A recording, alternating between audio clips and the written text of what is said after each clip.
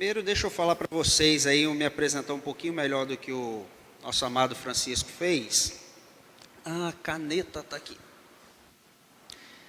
Falar primeiro quem sou eu, né? Então,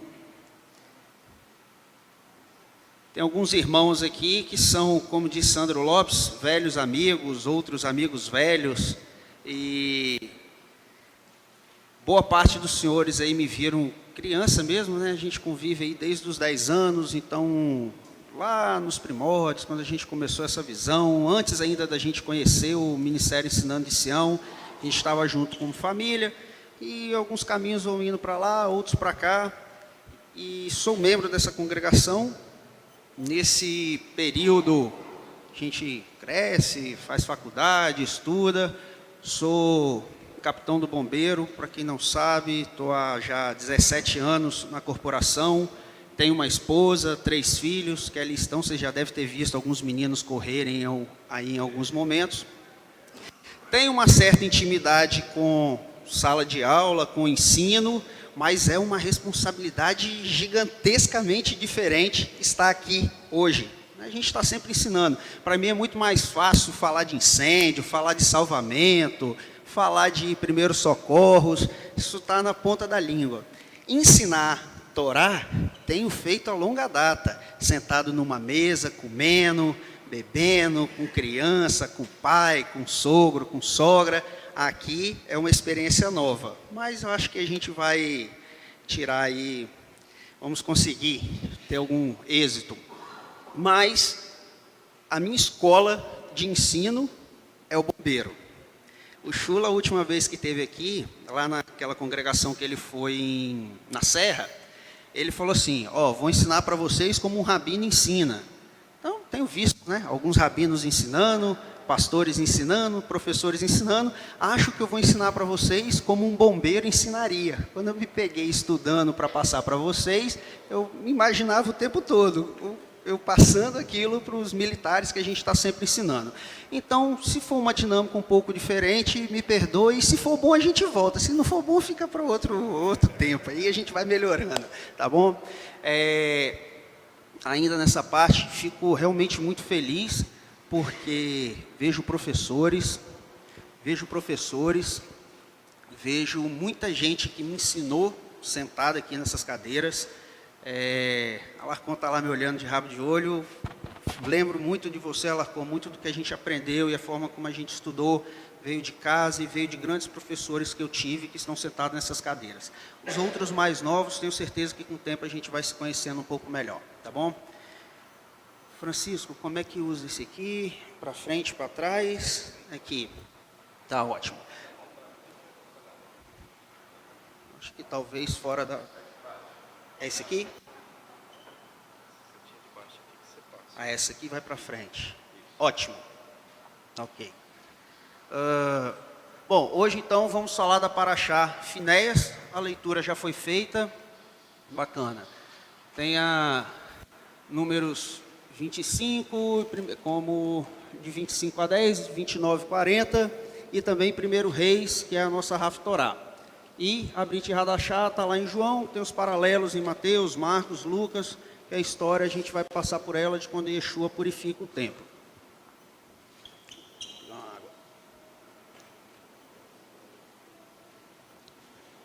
Bom, antes da gente entrar na Paraxá, eu quero falar que eu tenho 2 compromissos com vocês para esta manhã. Quando, a longa data, eu ouvi uma história que tinha 2 vizinhos. Um ia à igreja todo domingo, uma história, né, bem tradicional. Ia à igreja todo domingo e sempre chamava o vizinho dele para ir e o vizinho nunca ia. Num certo dia, os 2 conversando, chegaram lá numa conclusão, chegaram no embate, e o vizinho que não frequentava falou assim, eu não vou na igreja porque não adianta nada. Eu falei, mas como não adianta nada? Você quer ver? O que foi que o pastor pregou no domingo passado? Aí o irmãozinho que ia lá na igreja disse, eu não lembro. Aí o que não frequentava disse, está vendo? Por isso que eu não vou. você vai e não sabe nem o que foi dito. Aí, quem ia à igreja disse assim: o que você comeu domingo passado? Aí, eu também não lembro. Tá vendo? Você não lembra o que você comeu, mas você está vivo por aquilo que você comeu. Essa era a história. Todo mundo, que bonito.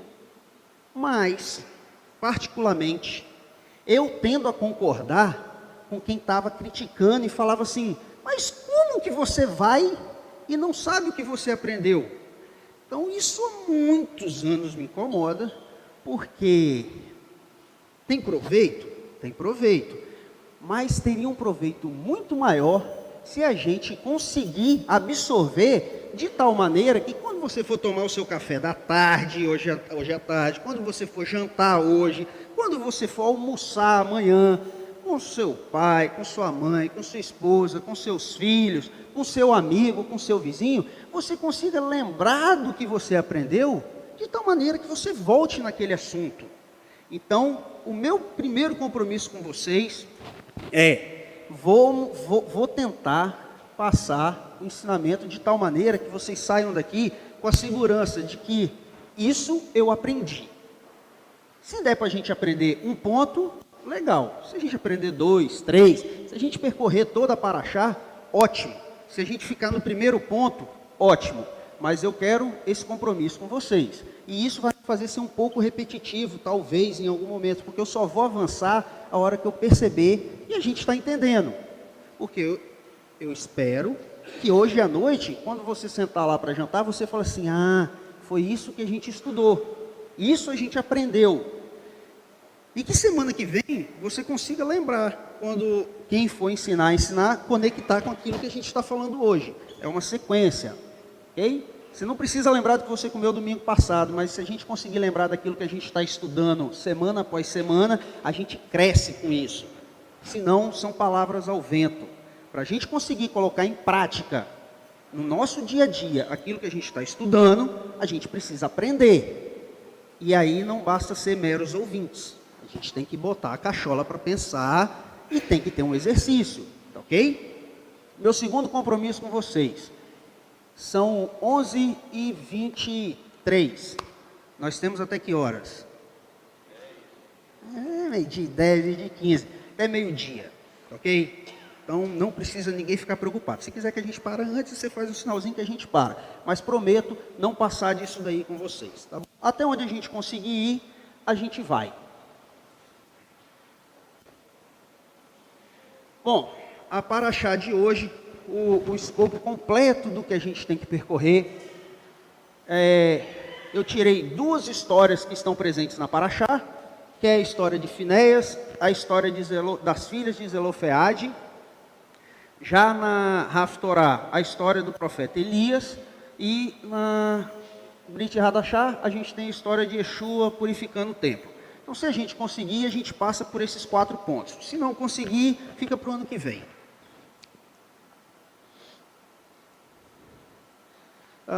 Então, um breve resumo aí da história de Finéias. Eu não tive aqui semana passada, Francisco, eu não sei até onde vocês foram na história de Balaque. Não, na história em que dos Moabitas. Então, lá a gente está no capítulo 25 de Números. Se vocês puderem abrir, a gente facilita. Números 25.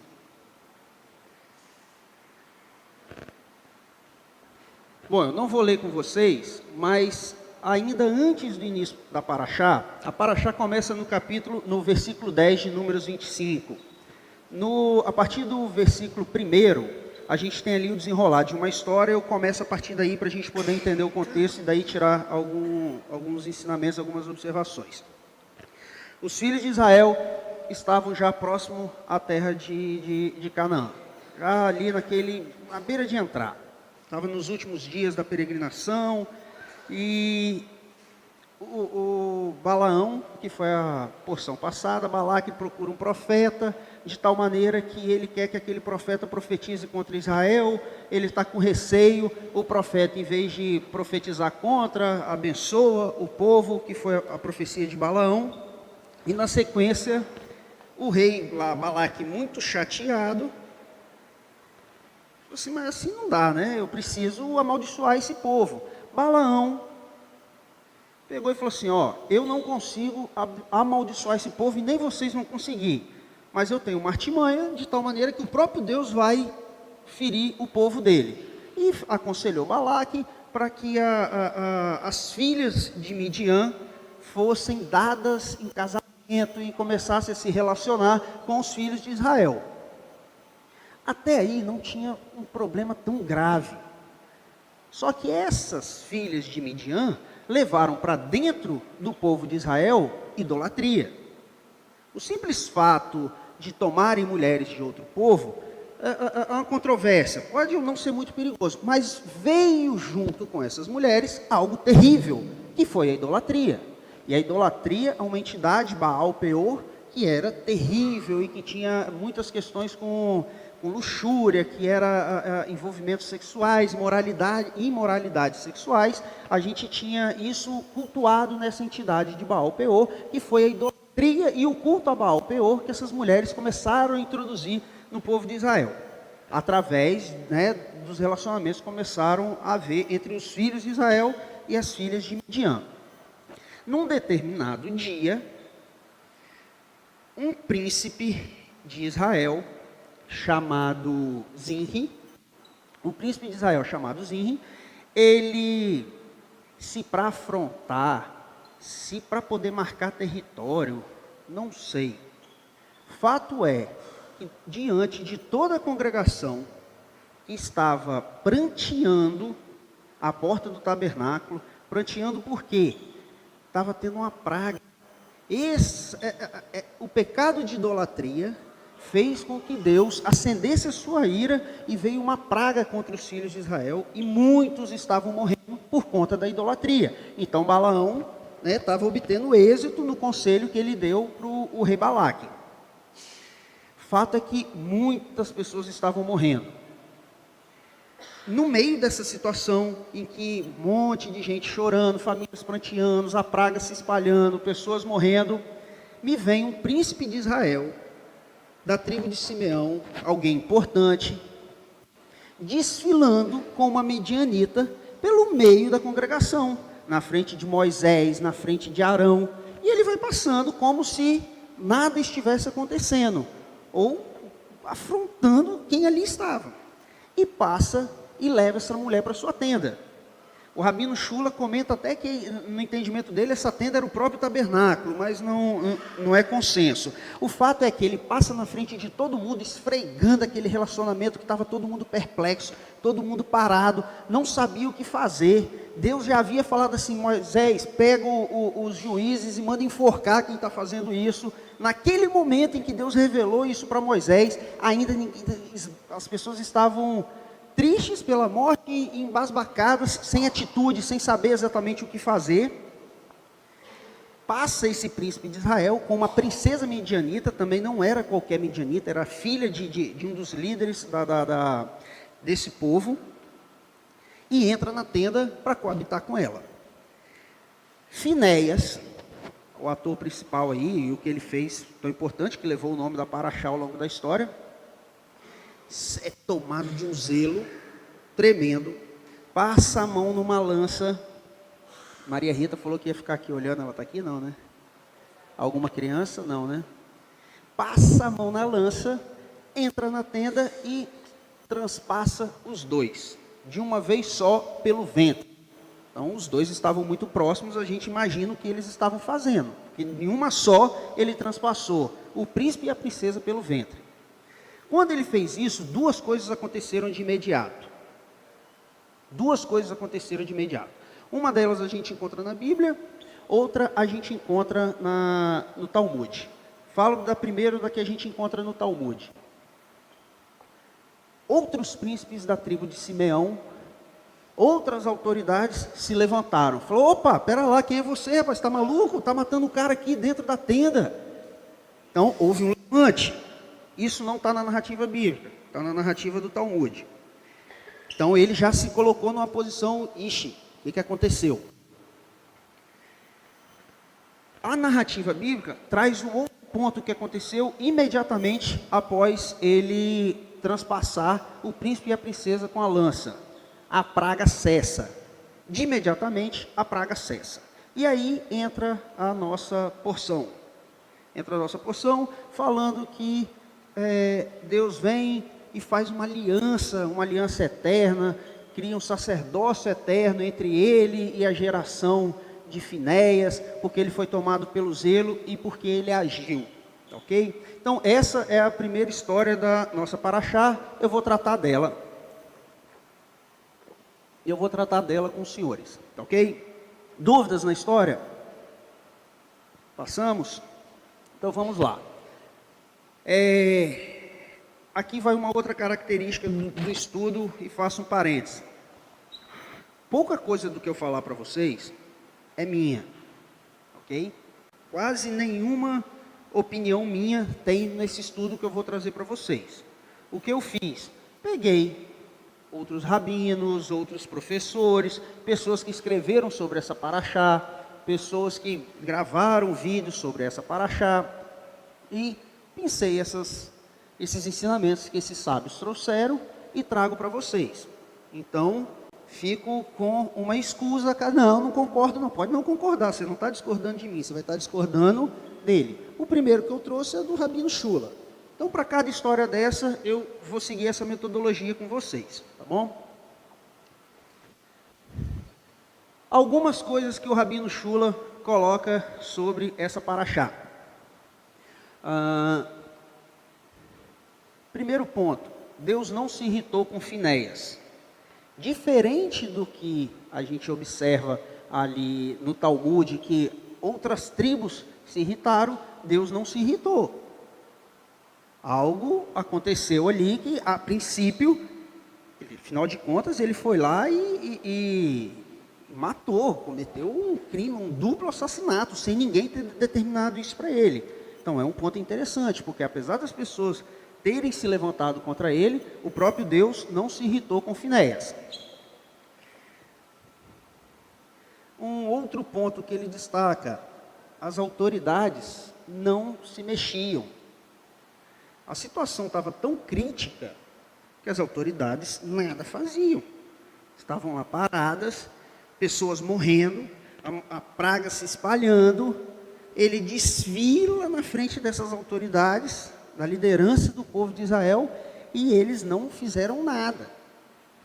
O motivo que eles não fizeram nada, não sei. O fato é que a gravidade do que estava sendo feito deixou eles estatelados de tal forma que eles ficaram sem reação.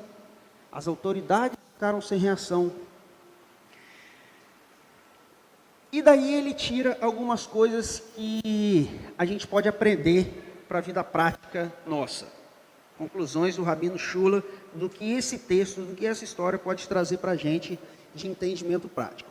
Primeiro deles, ele coloca uma diferenciação entre a lei e a urgência para parar com o mal. Nem sempre. A gente sabe que a lei é a lei. A gente sabe que existem pessoas designadas para aplicarem a lei.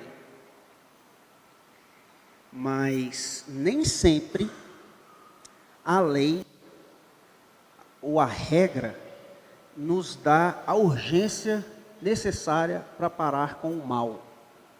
E aí, ele emenda nesse princípio de Tiago 4,7, que eu vou pedir para os senhores abrirem para a gente poder olhar. Tiago 4,17, perdão.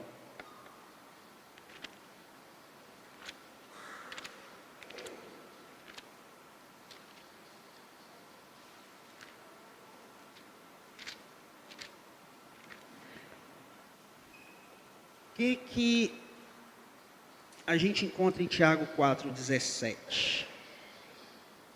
Finalzinho lá do capítulo de Tiago. Opa, passou aqui.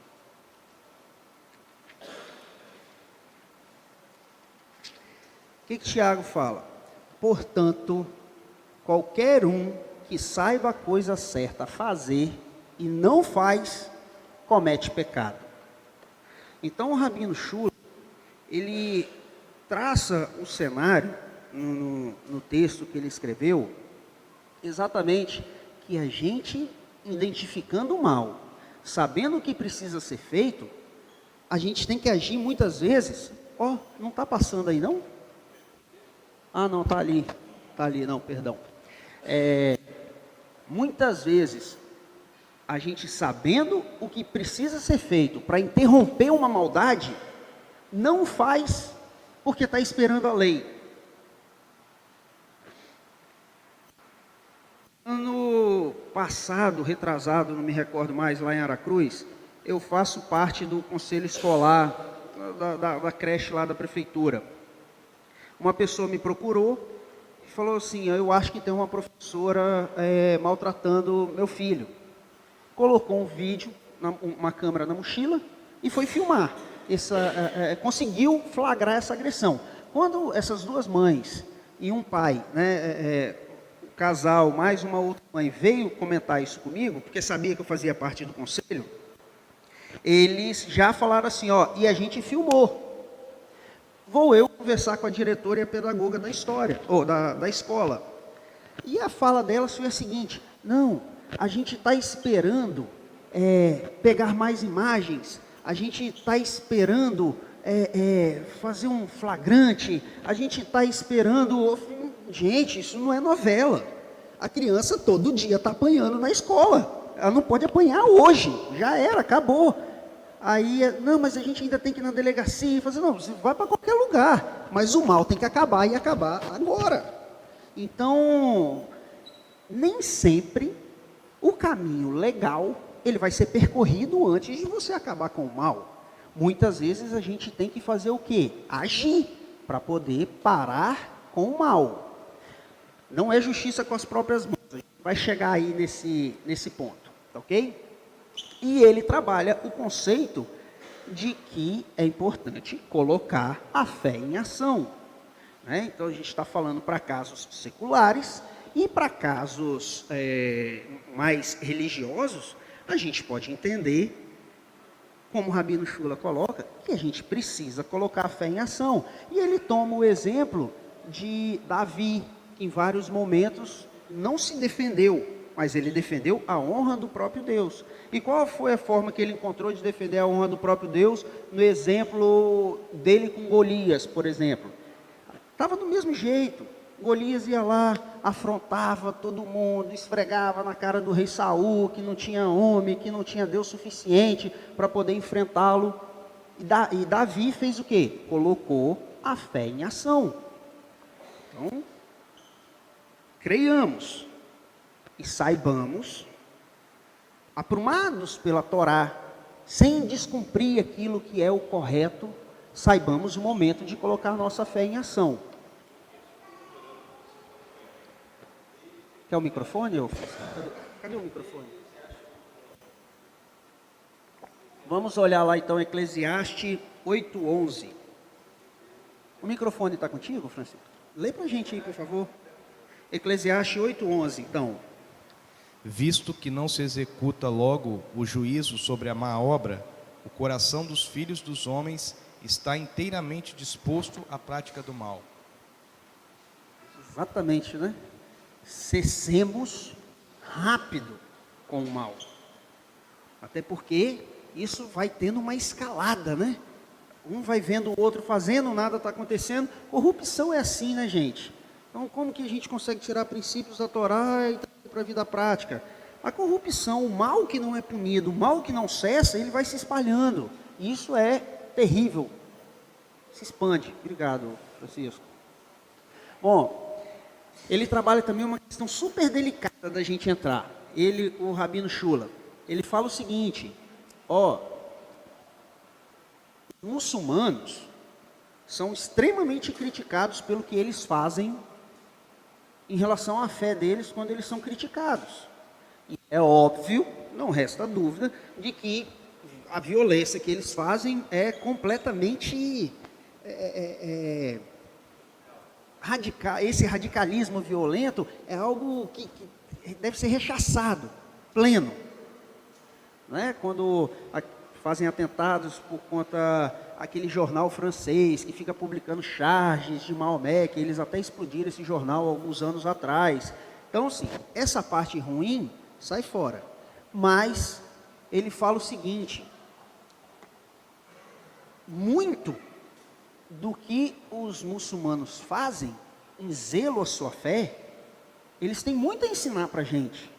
Porque às vezes as pessoas estão criticando, falando, tirando chacota, e o meio cristão, e ele fala do próprio meio judaico, sequer fala, sequer se posiciona.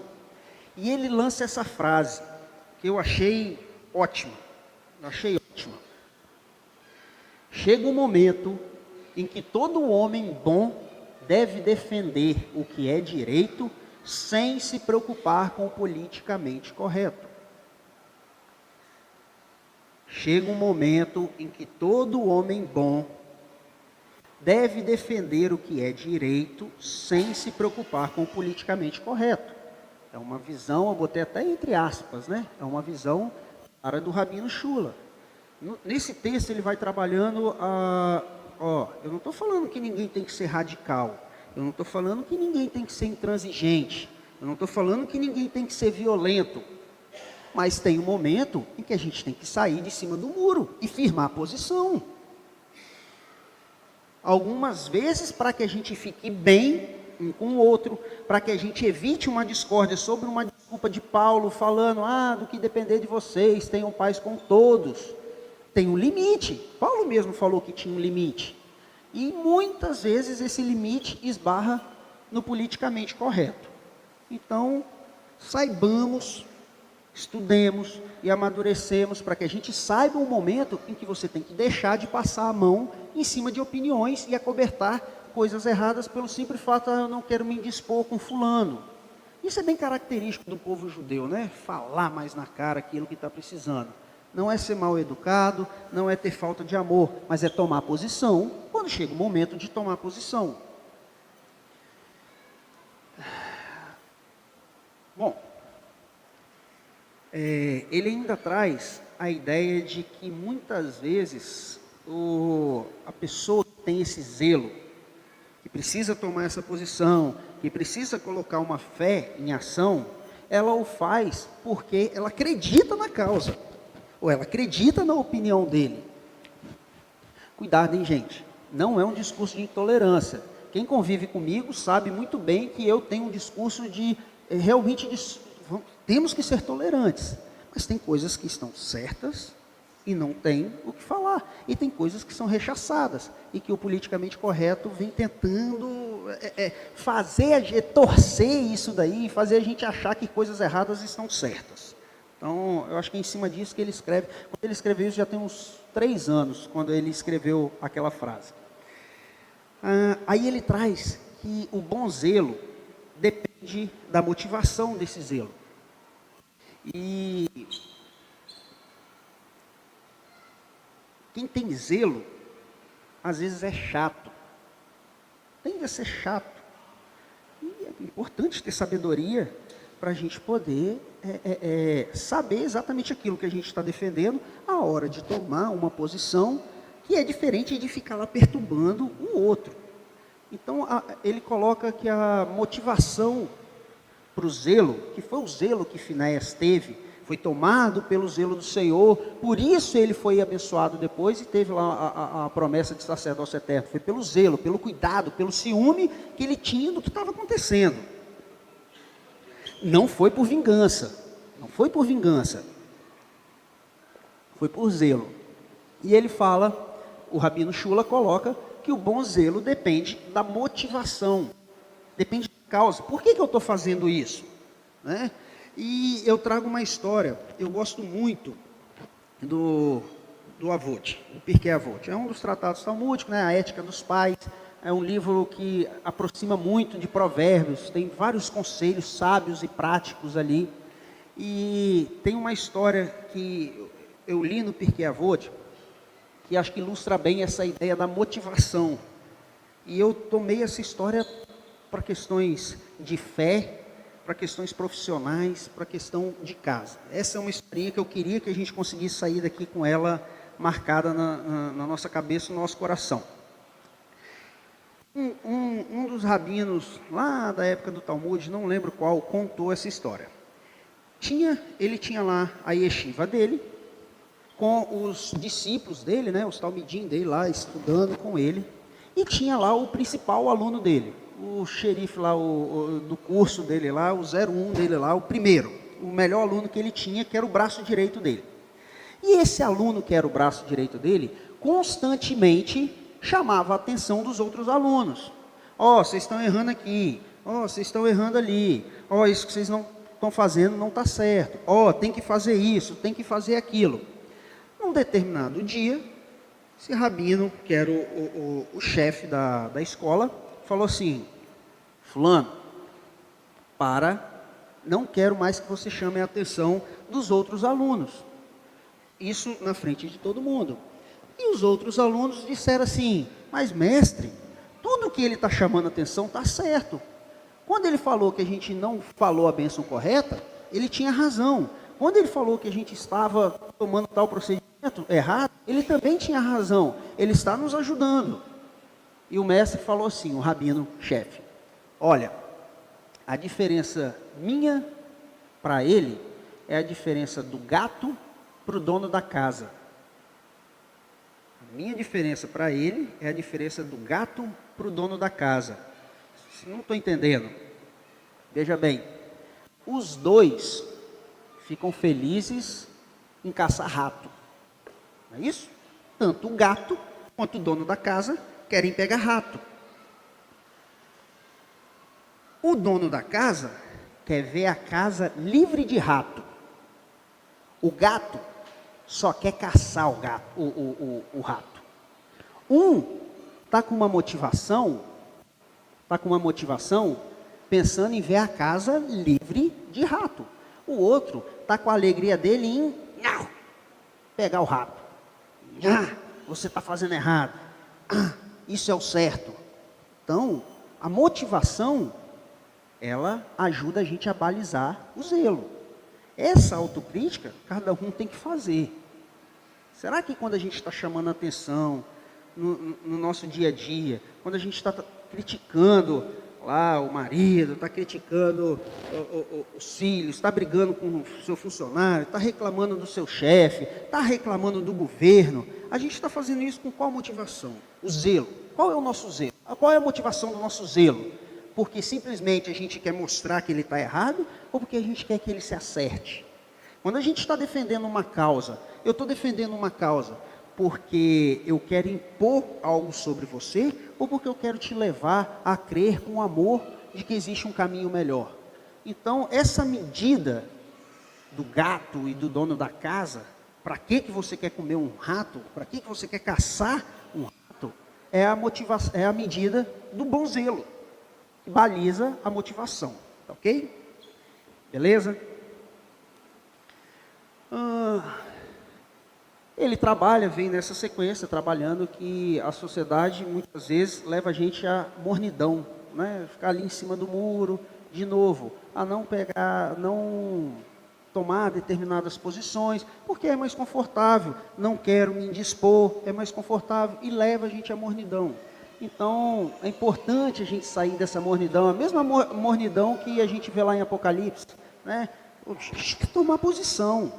Em alguns momentos é importante a gente tomar posição. E ele encerra com uma frase também muito interessante sobre o zelo. O que é o zelo? Na visão do Rabino Shula, o zelo é aquele fogo que não deixa você descansar até que você tenha percorrido o caminho e atingido o objetivo. O zelo é aquela força que te fortalece para fazer a vontade de Deus e continuar quando tudo parece te dizer para parar. Então, o zelo é aquele fogo que eu vou. Ah, mas está difícil, mas eu vou. Então, o zelo é isso. É importante que tenhamos zelo para que a gente não pare. Porque se a gente for olhar para o que está ao redor, a gente para. Tá bom? Bom, tenho algum comentário desse rabino com um convidado dele, bem interessante. E ele traz ele compara esse zelo de Finéias, essa dicotomia de Finéias, esse ato, pô, será que é manso e ao mesmo tempo é violento? E ele traz isso para Deus, porque Deus recompensou Finéias com isso. Como pode um Deus falar em amor e ao mesmo tempo recompensar alguém, porque ele transpassou 2 lá com a vara? Então ele traz uma ideia que... Deixa eu voltar aqui. Ele traz a ideia que a gente precisa gravitar entre a paz e a guerra quando é necessário. E cito o exemplo de Davi. Davi era valente na guerra e era doce quando tocava harpa. E a gente fala valente, mas no final das contas, Davi derramou foi muito sangue. Tanto sangue que ele derramou que ele falou, não vou nem construir o templo, vou deixar para o meu filho, porque tem muito sangue na minha mão. Mas saber passar de um momento em que você precisa agir, e que aparentemente você está furioso e cometendo um ato de violência, para um momento de paz e tranquilidade, é importante. Eu acho que não vai dar tempo da gente chegar na história de Yeshua, mas já deixo o link para que a gente possa estudar isso depois. Eu tive com uma esposa de um conhecido nosso, a gente estava almoçando, e ela falou assim, ela é espírita, e ela fala, eu não consigo acreditar que Jesus fez o que fez lá no templo, chutando mesa, chutando cadeira, mandando cambista para lá e para cá. Não consigo acreditar que Jesus fez isso. É outro. Não consegue entender que em alguns momentos, que é a Brit Hadashah de hoje, né? Não consegue entender que em alguns momentos a gente tem que gravitar de algo mais violento e em outros momentos a gente está em algo mais pacífico. Saber o momento de ser mais ríspido e o momento de ser mais gentil é importante. Saber o momento de se posicionar com veemência é importante. E nesse diálogo entre esses 2 sábios aí, um deles coloca que a paz não é quando tudo se mistura, mas quando todos se respeitam. A paz não é quando tudo se mistura, mas quando todos se respeitam. E o que estava acontecendo era uma mistura, inclusive com falta de respeito. E é importante a gente entender que nem tudo que se mistura está promovendo paz. Respeito é outra história. Eu vou passar aqui, porque eu quero colocar esse ponto aqui, e eu gostei muito, esse Yankee Taube colocou. Ele fala sobre 3 regras para se fazer justiça com as próprias mãos. Né? Porque o tempo todo, quando você lê esse texto de Finéias, se levantando por ele próprio e acabando com o que estava acontecendo, uma ideia de justiça com as próprias mãos. E não adianta, em algum momento a gente vai se sentir impelido para fazer justiça com as próprias mãos, e esse irmão aí, ele coloca 3 regras para a gente fazer justiça com as próprias mãos. Quais são essas 3 regras? Necessidades têm que ser extraordinárias. Se a gente segue a narrativa do texto, da Paraxá, por conta da praga, 24.000 pessoas morreram. Então não foi simplesmente porque, eu não concordo com esse negócio aí que está acontecendo, não, eu vou acabar com isso, vou matar todo mundo aí. Não foi isso. Centenas e milhares de pessoas estavam morrendo por conta de uma praga, por conta do pecado de idolatria, que estava sendo cometido e introduzido por conta daquele relacionamento dos filhos de Israel com as filhas de Midian. Então tinha uma situação extraordinária, tinha urgência e tinha algo gravíssimo acontecendo, a olhos de todos. E outra, não era algo que, eu acho que é grave, não, eu não acho que é grave não, e o outro, será que é? Gente, pessoas, e muitas pessoas estavam morrendo.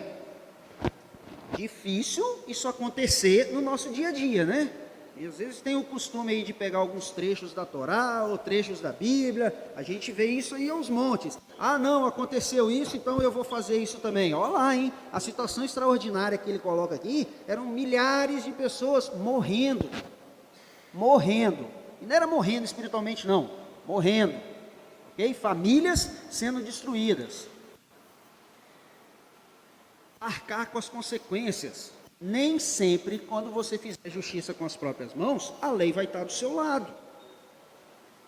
E se você tiver que tomar uma decisão para parar com o mal radical, extraordinário que está acontecendo, arque com as consequências.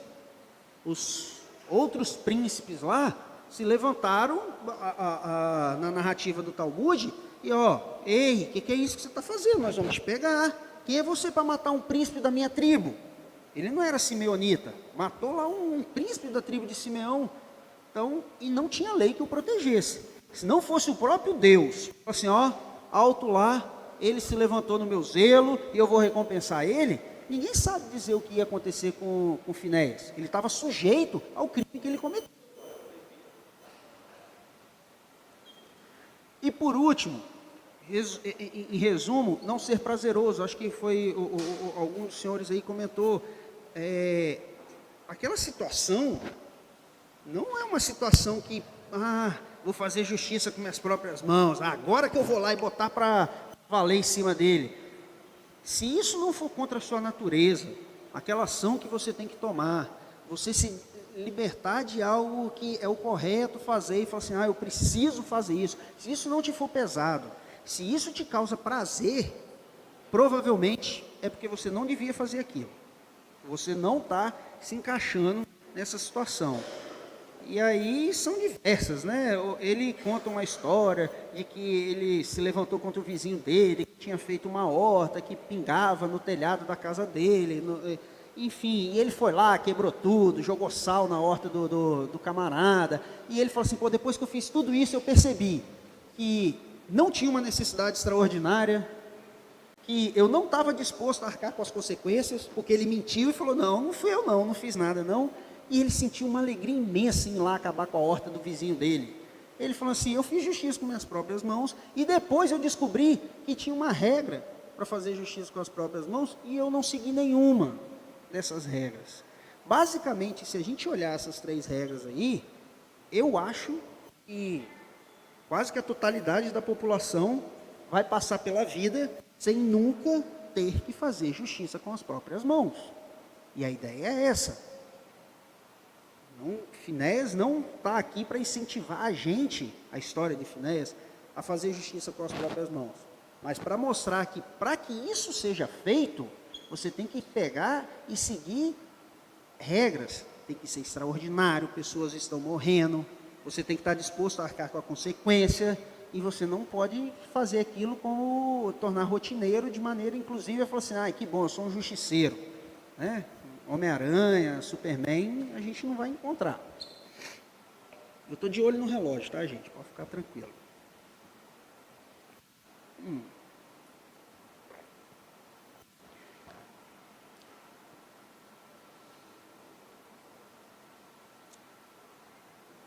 Eu vou voltar no Rabino Mateus e encerro com os comentários dele, tá ok?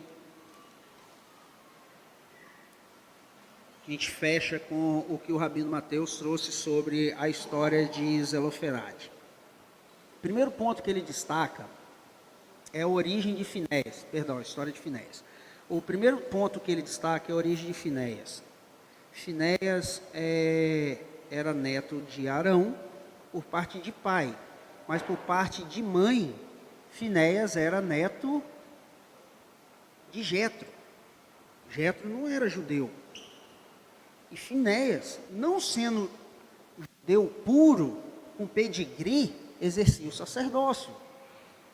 E ele coloca que provavelmente os primos de Finéias estavam lá criticando ele devia sofrer um bullying, ele devia ser colocado de lado, falou assim, ei, você não é puro sangue, você está exercendo o sacerdócio, a função mais nobre dentre o povo, e você é neto de gentio, né, neto de Goi.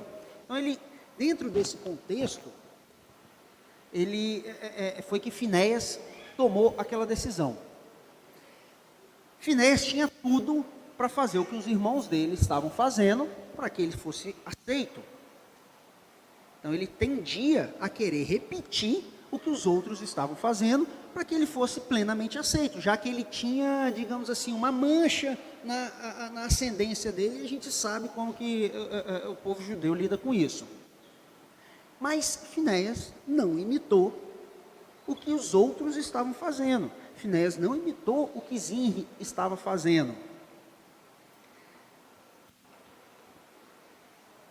Muito pelo contrário. Quando ele tomou a ação dele, ele recebeu de Deus uma promessa eterna. Ele recebeu de Deus sacerdócio eterno. Né? Quando abre lá no texto lá da Paraxá, para a gente fechar e entender isso aqui direitinho. No versículo 12, Deus falando com Moisés, ele diz o seguinte: portanto diga, eu lhe dou, falando a respeito de Finéias, eu lhe dou a minha aliança de paz, fazendo uma aliança com ele e os seus descendentes depois dele, de que o ofício de sacerdote será deles para sempre. Então, se havia dúvida de que Finéias era um sacerdote legítimo pela origem dele, pela origem materna dele, que era filha de gentios, o próprio Deus vem e fala assim: ó, o próprio Deus, estou aqui atestando a veracidade e a legitimidade do sacerdócio dele. E o Rabino Mateus, ele faz uma comparação, dizendo que quem nos concede o status de filho de Deus é o próprio Deus e não homens. É o próprio Deus e não homens. E não raro, eu conheço pouco, né, Francisco, a vivência, os problemas que a gente tem, então é bom, eu fico muito à vontade para falar, porque eu não faço ideia se a gente sofre com esse problema aqui ou não. Mas sabemos e conhecemos diversas histórias de pessoas que buscando, que conheceram o judaísmo, que conheceram o Torá, que conheceram histórias do Talmud através de Yeshua, buscando se aproximar de Deus, buscando uma legitimidade de que, eu sou filho de Deus, dão as costas para Yeshua e passam a imitar o erro daqueles que estão afastando ele da fé de Yeshua. Então, Mateus trabalha isso de uma maneira bem interessante, e quem fez você e eu filho de Deus é o próprio Deus, através de Yeshua, e não através da guarda legalista de mandamentos, e não através da guarda legalista de tradições, e que se eu virar o meu rosto para Yeshua, eu perco exatamente quem está me legitimando como filho de Deus. Porque quem me legitima como filho de Deus é o próprio Deus, através de Yeshua. Então, cuidado, gente, com esse discurso de aceitação, de imitação para ser aceito, de que eu quero ser aceito pelos meus irmãos judeus. Meu sonho é entrar na sinagoga, não viremos as nossas costas para quem nos está aproximando da Torá, que é o próprio Yeshua, ok? Então, quero crer que nós não temos esses problemas aqui, Francisco, e que nunca os tenhamos, que nunca ninguém de nós pense em se tornar mais semelhante, copiar os erros dos nossos irmãos judeus, que negam em Yeshua, buscando a aprovação deles, mas que a gente abrace aquilo que é a razão principal da nossa fé, que a gente abrace a nossa fé em Yeshua, que é através dele que a gente está buscando conhecimento na Torá, através dele nós estamos avançando e nos aproximando do Deus de Israel, ok? Fecho com vocês então, ver se eu consigo chegar lá no final, logo lá, vamos lá. Olha quanta coisa tem, hein?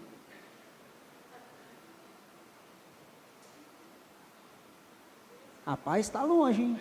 Não, mas quando eu montei isso aqui, eu sabia, eu tenho uma noçãozinha de aula, eu sabia que ia chegar na história de Finéias, talvez na história de Zelofeade. Mas eu falei, gente, eu estou estudando, deixa a coisa pronta, que já fica. Vamos lá. Ih, saiu? Eu queria o último slide aqui, ó. Ih, vai para o começo? Não. Ela passa lá? Coloca no último aí para mim. No penúltimo. Tá bom. Não, é porque não é o penúltimo, era o terceiro. Só quero passar aqui no que a gente falou, tá ok? Porque no final das contas, é aqui que a gente vai conversar de tarde, quando estiver tomando café da tarde, de noite, quando estiver jantando. Tá? Então eu fecho com vocês, lembrando algumas coisas que a gente passou, tá bom? Então, da história de Finéias, o que a gente viu?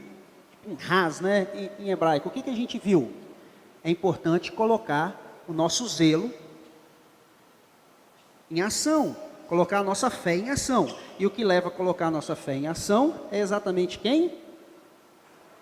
O zelo, o cuidado. Quem nos tira da mornidão é exatamente quem? O zelo. Quem faz a gente se movimentar é o zelo.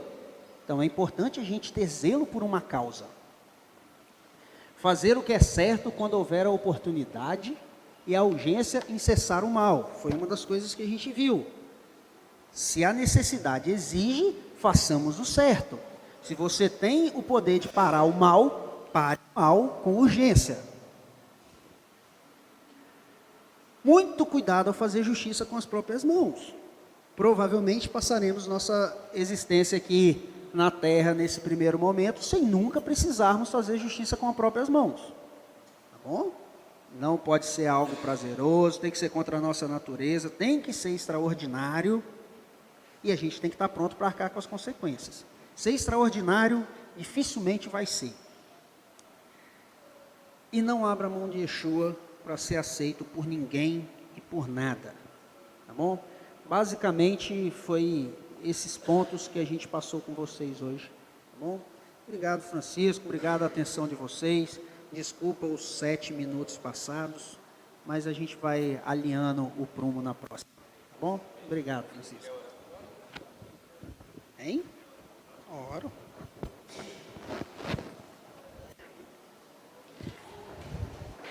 Vamos orar então.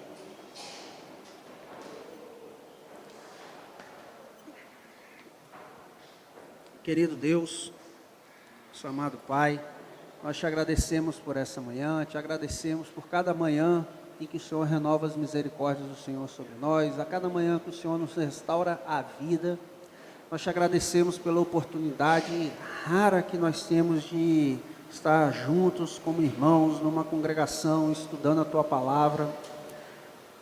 Te agradecemos porque o Senhor nos fez diferente de todas as outras criaturas, e nos deu inteligência, nos deu um intelecto, nos deu um livre-arbítrio e a capacidade de buscar aquilo que é certo e aquilo que é errado. E eu peço ao Senhor nessa hora que o Senhor nos dê sabedoria, assim como a Tua Palavra nos ensina, que o Senhor as dá a quem pede. Eu clamo ao Senhor que o Senhor nos dê sabedoria e entendimento, que o Senhor ajude-nos a nos esforçarmos para aprender, que o Senhor nos ajude a nos esforçarmos para conhecer a Tua Palavra e não sermos meros receptores, meros ouvintes, mas ensina-nos a praticar, Deus, ensina-nos a colocar a nossa fé em ação no momento certo, na maneira correta, com o amor, da forma como, com a sabedoria que vem do alto, Deus. Essa é a minha oração nessa manhã. Eu peço que o Senhor nos leve em paz, nos abençoe a todos, guarde a nós e a nossa família, em nome de Yeshua HaMashiach. Amém.